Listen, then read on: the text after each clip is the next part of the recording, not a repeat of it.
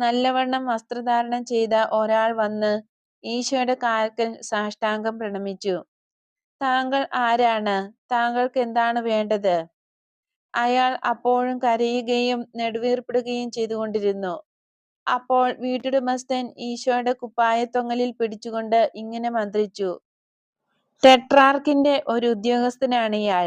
ഈ മനുഷ്യനെ അധികം വിശ്വസിക്കരുത്. പറയൂ, താങ്കൾക്ക് എന്നിൽ നിന്നും എന്താണ് വേണ്ടത്? ഗുരോ, അവിടുന്ന് നാട്ടിൽ തിരിച്ചെത്തിയതായി ഞാൻ അറിഞ്ഞു.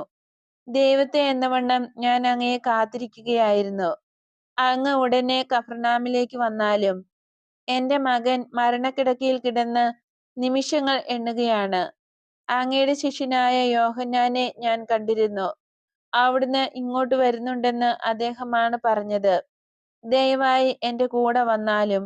ഇപ്പോൾ തന്നെ താമസിച്ചു പോയി.